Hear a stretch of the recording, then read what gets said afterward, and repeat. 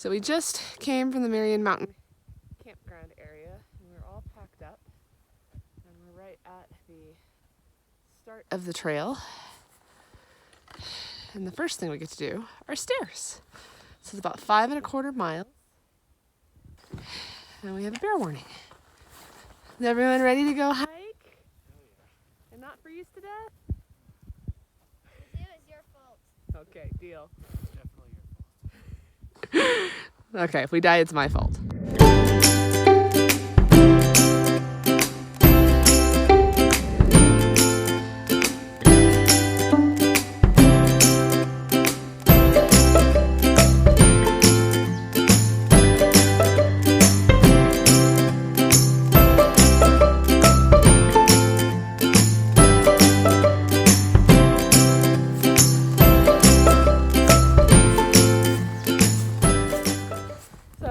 To rain and possibly snow on us today with our 12.5-mile hike, and I'm pretty sure that's the storm coming to get us, but we all agreed it looked really, really pretty just from here. We'll see how we feel about this in a couple hours. Oh, they left me. Okay, so far we're racing the fog. Keeps almost catching us, and then we keep hiking and moving forward. Got a lot of snow patches, really pretty. Wave hi, Greg. It's like a staircase with switchbacks all in one. Oh man, lots of snow, but nothing on the trail yet. Oh. So we met 2 guys that are hiking Mount Rainier, and they're up here with their ice axes too, and trying to get some training in. So we're not the only ones out here, which is a good feeling. It is beautiful. Dude. Oh. Keep saying, if Corey can do stuff like this, we can do stuff like this. We're just really out of breath already. So we feel like if we average a mile an hour, going up at least, make up the time going back, we gave ourselves about 12 hours of daylight. Maddie's loving the snow.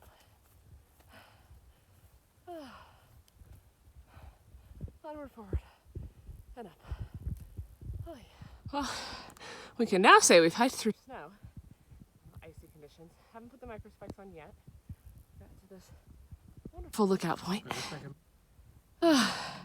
Taking a little break and breather. Getting some photos. And can't get over the view. So we're about a mile away from the PCT. Found icicles all over this log. Dripping. So far the snow's been still pretty packed, which is good and crunchy. And they're so pretty. There's a bunch over there. And the trail goes up into the rocks through the snow. So we're making good timing. I can talk. Making good timing. And I can't shoot the other way because Greg's peeing off the trail. So. But pretty trees, pretty views, lots and lots of snow so far. Really helping our confidence though. This has so far been great. We just hope that the trail gods stay kind to us today with the weather because it's been fabulous. It's been pretty easy to catch the trail. Not too worried yet. We're definitely hiking in snow though. Sounds like another water crossing coming up soon too. The winter wonderland in the middle of May. End of May. Almost June. Who would have thunk? So we're about 7,950 feet up. And we just put on our snow baskets and our micro spikes, using them for the first time. I'll have Greg demonstrate since Maddie already took off. Demonstrate as he layers back up a bunch. Difference?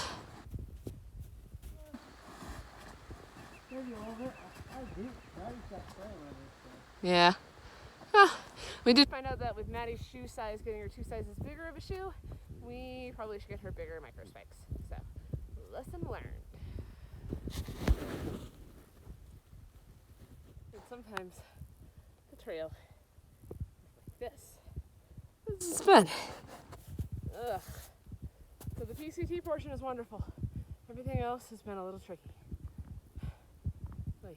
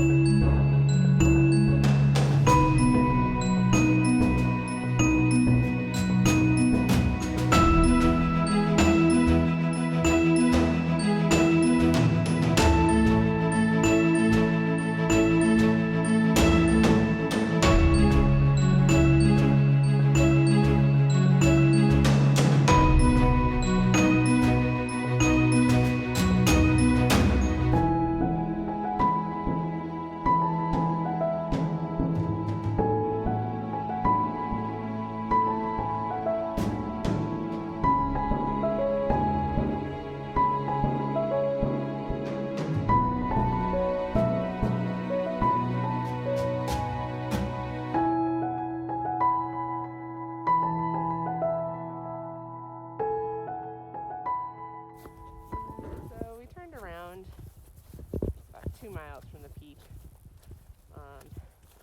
Ended up having lunch with another couple that's training for a hike, and just as we were talking about the fact that it doesn't look that bad, the weather's fine, we could have made it. It's snowing. I don't know if you can see that, but it's definitely snowing out there.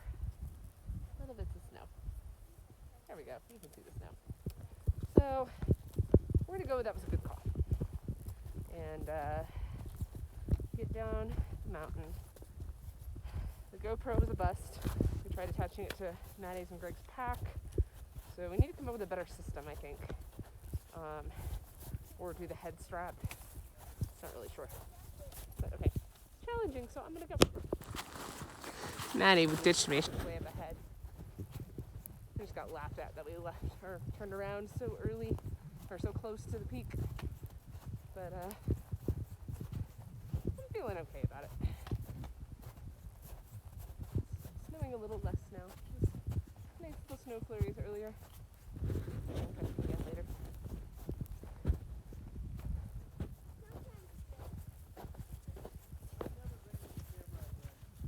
The big camera? So nixing the big camera for the PCT is official? Yeah, we gotta work on that GoPro attachment though. But look at us! You know, we didn't make it to the peak, but we were hiking in the snow while it's snowing. We've met a bunch of PCT hikers. And we did it with what?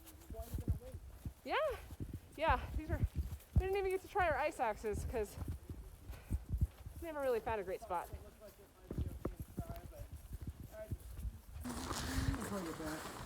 Yeah, I know. Good shakedown hike though, guys. We got a lot more of these to go. Not a bad break spot. Stopped snowing a little bit. And we've been sliding down a little bit, but nothing too bad. Definitely keeping the spikes on for right now. But probably snow with wood. I think we're all a little disappointed we didn't get to the peak today, but considering this is our first time hiking in snow, and yeah, I'm gonna go with it's pretty good. Maddie killing time. Greg's adjusting his micro spikes. So I found a nice log to sit on. The beautiful sounds of nature. Oh, and it's starting to snow again.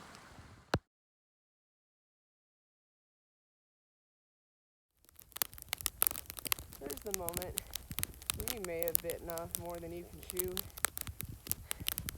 This is the third time we've put our tents up after caving in from snow, which has been truly an experience. I'll close the tent up. Oh, we're missing a stake. Where's the mallet? And Maddie's tent was completely caved in with her inside of it. So we got her out. We are moving to the car. It's 2 in the morning. It is still snowing. It's a very pretty winter wonderland, but this is a little more than I might have bargained for. Whoops. Well, it's 2:45 now, and this is our new sleeping arrangement. We've got Goose in the back seat, and Greg and I are in the front. And we tried to save all the down and clothes out of the tent. And wow, that's hair, man. And everything else we just kind of left. So it's some snowy. It's definitely some snowy. Maybe not our best family vacation. Maddie still had fun, so win. You know, it's an adventure. At least it's an adventure. So we're home now. Ended up kind of an adventure, a little more than I had planned.